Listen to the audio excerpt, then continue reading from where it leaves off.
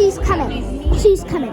Wants me to like, yeah, and then you can meet like. Everyone, it's go time! Welcome to Yay, You're Doing Great. Not a self-help book and not a performance piece.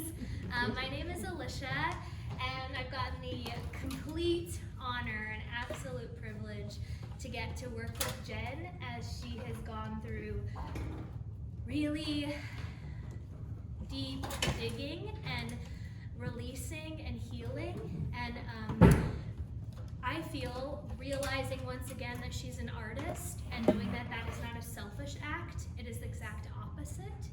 It is giving, and she wants to see her daughter, see her as the powerhouse, vulnerable, raw delight that she is. And Jen has, while working through this process, Jen has turned up every single week for herself. And I get to work with a lot of people, and a lot of people self-sabotage, and we let those big voices get louder. But when Jen's voices got really loud, she faced them, because as you all know, she's faced things much greater in the last year. And so if she can get through those big things, she knew that she could get through this giant thing as well that wasn't so giant once she got there. And you're in for some real art. Oh great, that's a good time to check to make sure your phone is off. It's a great reminder. And good job. I mean, hey, rather now. But if it happens, that's good, because this is a vulnerable, funny, powerful, bright package, just like Jen. And I feel so honored to get to introduce her up onto the stage. Here's Jen Wilson.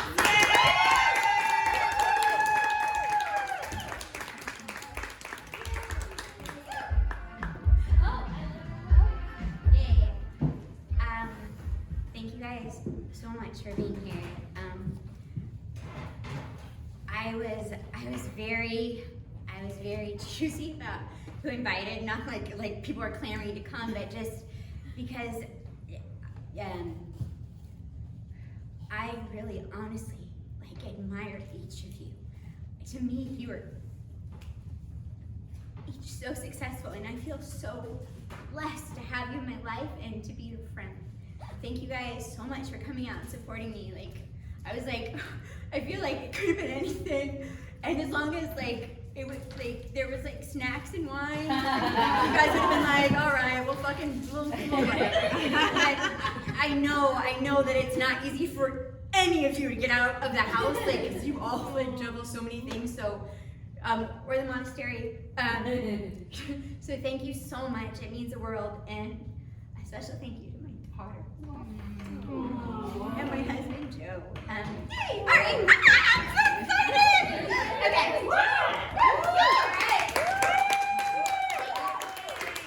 Okay, so this is a forward. Yay, you're doing great. Not a self-help book. Book forward. That escalated quickly. I turned 42 this year. It seemed like that number escalated quickly, and my goodness, 41 was something. I was recovering from major brain surgery, which was a lot harder than I had anticipated. Still, it brought blessings. I had the blessing of successful brain surgery. Not dead yet, baby. The pain and the healing was not a linear path. The healing did not come as quickly as I had hoped for, and there were a lot of setbacks. There were an incredible amount of gifts too. There are things I learned and growth that happened that I wouldn't have otherwise had. About 4.5 months after the surgery, we found out I was pregnant. It was a huge surprise. In all truth, the first word out of my mouth was fuck. The second word too.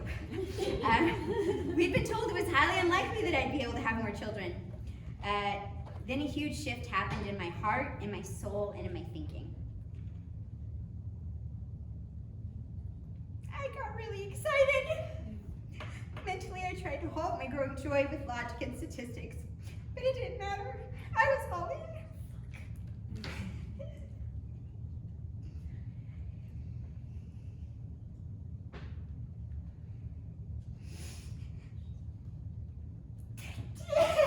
Okay.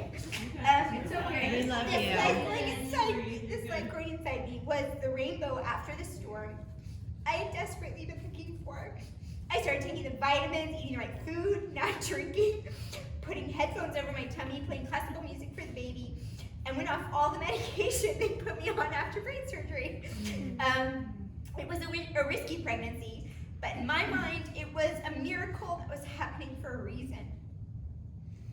Right before, oh my God, I'm so sorry. But right before 12 weeks, I started spotting. I went into my doctor to find the baby no longer had a heartbeat. I thought I'd been doing everything right. I went back over stuff in my head, something I could have done differently that would have prevented our loss. It broke my heart. Grief overtook me. All the little dreams and plans I'd had of our life with this new baby had to be released. I felt guilt that we had shared my pregnancy with our daughter after seeing how upset and disappointed she was. After the miscarriage, my recovery seemed to go backwards, with my head pain and my nerve damage pain increasing. I was in a sad fog, and I wasn't sure how to get out of it. I felt defeated that life was harsh. For a while, I felt devoid of joy, felt bad for being a downer, and full of guilt knowing that I had a tremendous amount to be grateful for.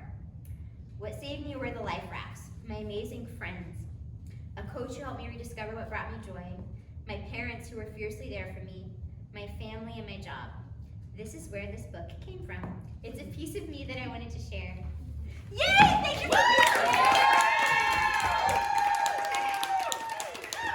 Okay, the first story I'd like to share is called Yay. A fun drinking game for anyone who's not driving. Well, everyone drove. For anyone who'd like to play, is to drink every time you hear me say yay. Here is a list of some of my different yays that you'll hear throughout the evening.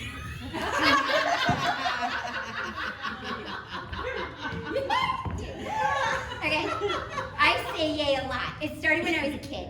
There was stuff going on that didn't feel yay. My parents' divorce, my step-parents, some abuse by 2 relatives. There was a lot of great stuff too. I had 2 grandmas who were heaven, and they always had candy for me. I did well in school, and I lived in a neighborhood that was full of kids. How some people interjected the word like into their sentences, I would use yay. It was almost all involuntary. Maybe a subconscious coping mechanism. The yays would sound different depending on how I was feeling. They usually surprised me. Eventually, my dad started counting the number of times I would say yay in a short conversation. Yay! I saw a flower growing through the sidewalk on my way to school this morning. It inspired me, yay with a head nod, to not give up. My PE teacher, Miss Daney, is super fit, has a mullet, scar on her knees from knee surgery, and is like, I own a tanning bed tan. Yay! She made us climb the rope today. Yay with a sigh. At first, I couldn't climb more than a few inches. Yay with a sigh. Because the rope didn't have knots in it. Yay. I thought about the flower though. Yay with a head nod, and I kept trying. I managed to climb up almost a foot. Yay! Most of my classmates climbed higher than me though. I'm really flexible though. Yay! When I see the rope burns on my hand. When he counted 11 yays in 3 minutes, my dad became concerned and wanted to get me tested. Tested for what? Tourette syndrome. Yay, with a question mark. Like I had a cheery form of Tourette's. Yay with a sigh and maybe some tears. In my mind, them wanting to test me for Tourette syndrome was proof that who I was weird, not right, and other. The test results came in, and turns out I was just a little bundle of anxiety with big feelings that was determined to have frickin' joy and express myself in a palatable way. No Tourette's for me. Yay with a gasp. A self-appointed cheerleader for myself, the earth, and anyone who needs it. Yay!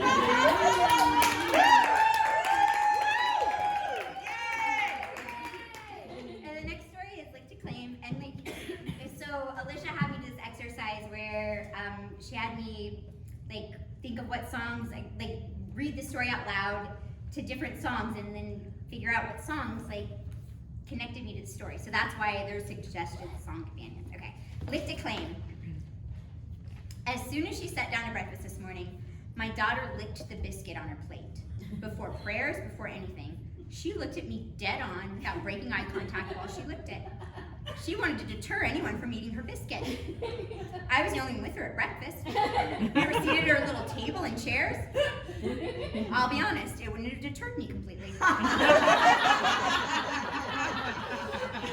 But it definitely gave me pause and made the biscuit significantly less appealing. By the way, it's not Hunger Games at our house. We have to resort to marking or hiding food to ensure we eat. There were 2 more biscuits in the kitchen. Plus, she's an only child. We have no dog begging for food at our heels. There's a grocery store less than a mile away where we can buy more. However, her defiant claiming of the food secretly delighted me. It got me thinking, what if that was the way we as humans marked everything we wanted to claim as ours? Clothes, cars, food, friends, spouses, teachers, doctors, pets. I'm shopping for shoes. I see a pair of my size that I love and lick them immediately. The sales clerk says, oh, that black pair is nice. You lick them, you buy them though. So much shopping I do is online, so I'm not sure if the licking is going to work. What about partnership? What if I had licked my spouse when I knew I wanted to be more than friends? I mean, I did lick him, but that happened after at least a couple dates. Or buying a car, you lick the features you want. Ooh, love that sunroof, I say, as I lick the glass. Heated seats? Sure, I'll lick where people have put their tushies during test drives. If it means I have a cozy warm bottom in the winter. Thinking it through logically, I do see flaws in the system. Most of us can't see saliva and wouldn't know if Shirley or Mike had licked something. Also, we were just getting through a pandemic, maybe not the best way to keep everyone healthy. As Molly was leaving for school, I went to kiss her and licked her nose instead. She squealed and laughed, and with that lick, I am claiming her now and forever.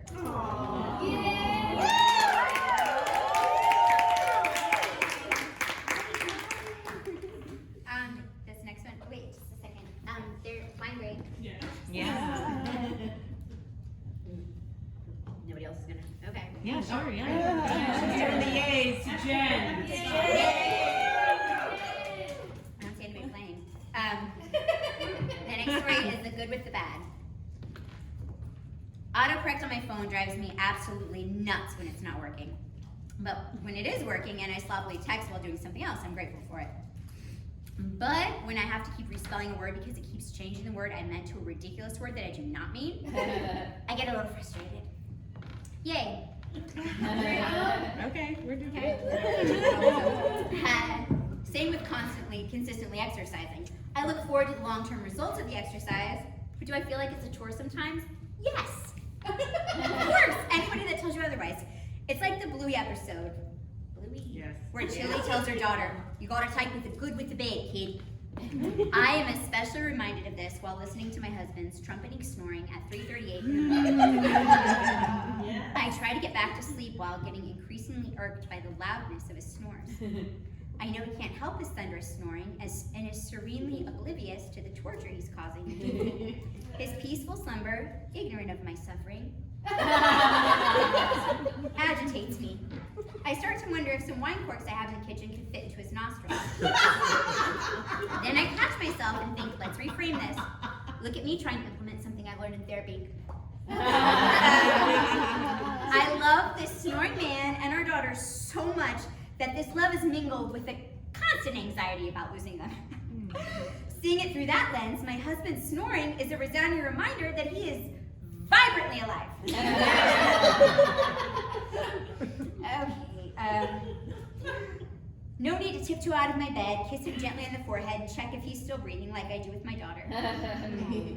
He is beside me and sending me a boisterous alert throughout the night that he is here and breathing. What a blessing. And one doesn't elbow blessings in the stomach until they wake up. I start to soften towards his snoring. But no, if he was gone, I'd miss it terribly. Okay, I might not miss the snoring, but I'd miss him. The snoring is part of him, and I can't just pick and choose parts of him to love. I gotta love the whole package. Correction, I get to love the whole package. Although if I did get to choose, I definitely keep the part of him that is a great cook. I make a mental reminder to look into getting him screened for sleep apnea. Then I do start elbowing my husband in the ribs aggressively and finally get him to roll over. Thus amending my earlier thought. One does not elbow their blessings aggressively until they need to.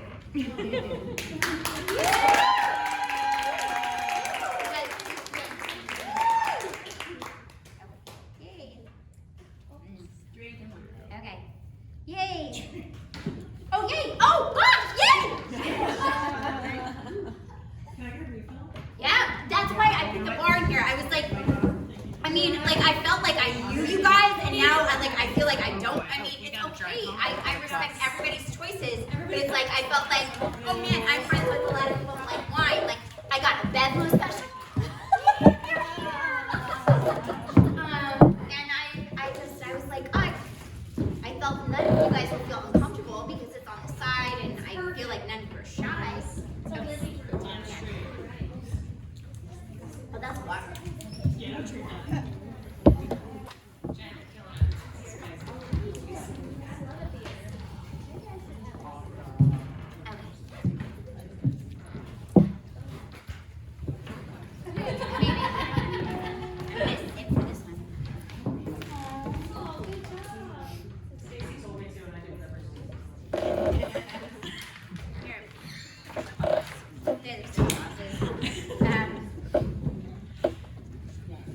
Yay.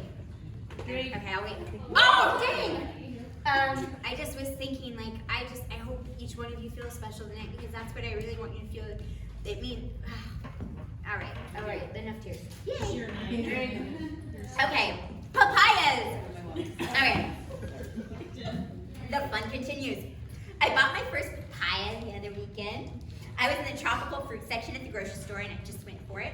I needed to change it up, try something new, and the papaya seemed like the tropical spark I needed. It was quite a big fruit. The one I got you could press your fingers into, and I figured that was a sign of ripeness.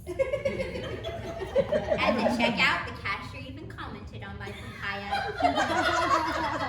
She said she strongly disliked them because to her, they smelled like celery. I accepted that as her experience, but I tried not to let it color my own. I got home, unloaded the groceries, and I cut into the papaya.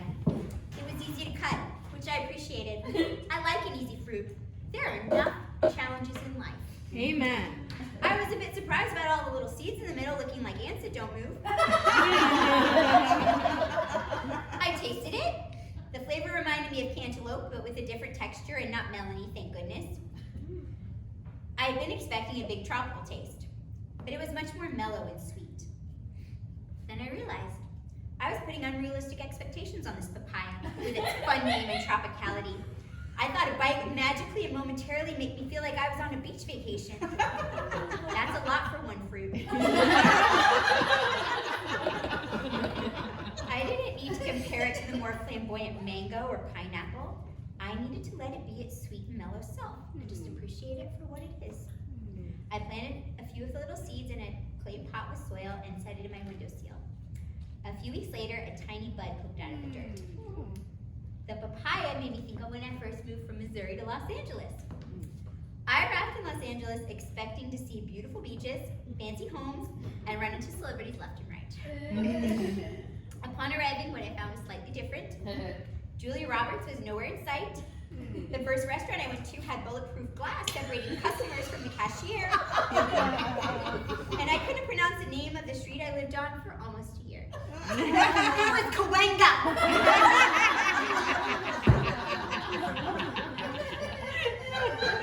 LA had so many wonderful things about it to discover, though. I just needed to let go of what I thought it was going to be and let it be what it was. When I did that, I started to find my way. Yay! Okay, this next one is something I hope I have soon. This next one's called Good Poop. So,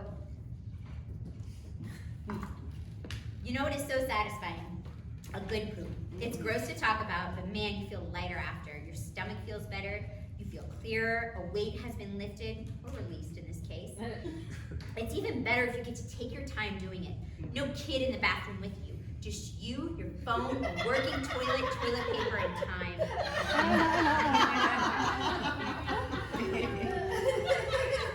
When I was growing up, before iPhones were a thing, my parents would have a stack of magazines and books by their toilet to read. It was like a back in the day version of scrolling on the internet, Molly. We'd read scrolling magazines or books. That's how I came across my first Jackie Collins novel and my first Playboy. I'm carrying on that tradition in my home. Mine is the Playboys. Stacked on the toilet lid in my bathroom are Highlights magazines and Girls World magazines for my daughter. The best is when she wanders into the bathroom to do her duty and we get a 30-minute respite while she's occupied. I remember once she called for me after a particularly long stint on the potty. She'd been on the toilet reading and doing her business for so long that her legs fell asleep because the rim of the toilet had been around her bottom for so long that it cut off circulation to her legs. I helped her off the potty and there was just this red indentation ring around her little tushy. I couldn't help but laugh. I credit the toilet for helping me become the reader that I am today. And I can confidently say it helped my daughter become a great reader too. And it's damn satisfying. Okay, this is the last one. Okay, before I start the story, I want you to know that it's written in past tense, but it's about OCD, and I still very much have OCD. Okay, yay! OCD is when someone has uncontrollable, reoccurring thoughts or behaviors that they feel the need to repeat over and over. My OCD seemed to be getting better. I was starting to make progress in therapy. I didn't have severe OCD, but I still had it. I like to think of it as quirky and kind of charming, which sounds better than weird, tedious, and annoying. However, it was getting to be exhausting. All these little things I had to do to keep bad things from happening. If you'll bear with me, here are some examples. There's a heart shape in the pavement that I pass when I walk to my car to take out the trash. Every time I pass it, I must stand on it with each foot evenly placed on it and say, we always believe, we always believe, we always believe. I know, it sounds crazy. When driving my trusty white Toyota, I have to go through the radio stations in my car in a certain order. I have to kiss all my stuffed animals good morning and good night an equal amount of times each day. All right, no judgment. At the end of every shower, I have to turn the water to freezing cold and slowly turn around clockwise 3 times with my arms in a certain position. When I would go to the gym, I'd have to do 100 jump ropes facing the window before starting cardio on any machine. It might not seem that bad, but the treadmills were lined up facing the windows, and it looked like I was jump roping creepily behind people on the treadmill staring at their butts. I'd smile while jump roping and try to avoid eye contact. If my husband grabs my butt cheek or breast, he knows he has to do it the same way and the same number of times to each side so it's even. How fun for him. Please reference my earlier story about his snoring. We all have stuff, don't we? It gets worse when I'm anxious or if I mess up during any of these processes, I have to start over. Anyway, I've been in therapy, and my therapist convinced me to see what would happen if I stopped doing some of my OCD routines. Not all of them at once, but a few. My therapist said to work through the anxiety. So I started not to do my jump ropes facing the window. God forgive me. I went to bed a few nights without kissing my stuffed animals at all. At my next therapy session, I proudly told my therapist. He said, see, you worked through your anxiety and nothing bad happened. That ended up being our last in-person meeting because then COVID hit. Suffice to say, I take full responsibility. I fucking knew my strange little rituals were protecting us all from something bad, and I dropped the ball!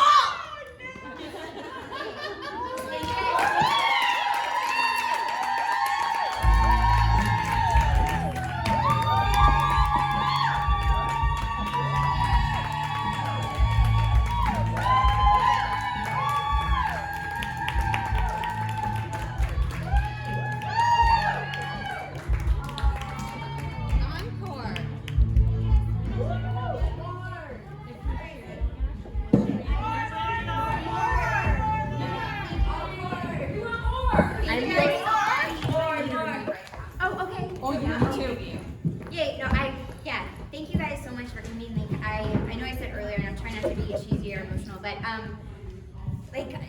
sometimes I'm wondering, like, oh my God, like, I'm friends with, like, the most amazing people in the world. Like, what the hell did they see in me? We get to be friends, and I, like... Don't talk about my friend Jill that way. Okay, you're right. But, I mean, thank you guys so much for showing up for me and for being here. And I'm really so thrilled. Like, you guys are all amazing women, and, like, I might not be, like, the richest person money-wise. Like, I mean, we do good. But, like, but I'm rich where it's always really mattered to me. Like, I have the best support system and the best friends in the whole world, and I love you guys so much, and I'm so excited. I'm glad you guys are meeting each other. So thank you so much, and I really appreciate you being here tonight.